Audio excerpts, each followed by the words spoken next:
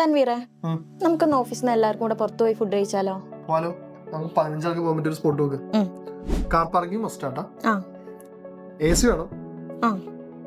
Kerala lunch ആയിക്കോട്ടെ. പിന്നെ അനുവിന് വെജ് വേണം. ഇതെല്ലാം കൂടെ എങ്ങനെ സെർച്ച് ചെയ്യാനാ? എന്നാലേ അതിപ്പോ പോസിബിൾ ആണ്.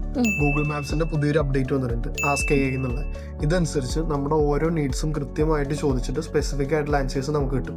ഇപ്പൊ ഉദാഹരണത്തിന് നമുക്ക് ബേബി ചെയർ ഉള്ള ഹോട്ടൽസ് ഏതൊക്കെയാണ്, അല്ലെങ്കിൽ എന്താ പറയുക, നമുക്ക് ഫോൺ ചാർജ് ചെയ്യാൻ പറ്റിയ കോഫി ഷോപ്സ് ഏതൊക്കെയാണ്, പെറ്റ് ഫ്രണ്ട്ലി ആയിട്ടുള്ള കോഫി ഷോപ്സ് ഏതൊക്കെയാണ്, അങ്ങനെ എല്ലാം ഡീറ്റെയിൽ ആയിട്ട് നമുക്ക് ചോദിക്കാൻ പറ്റും.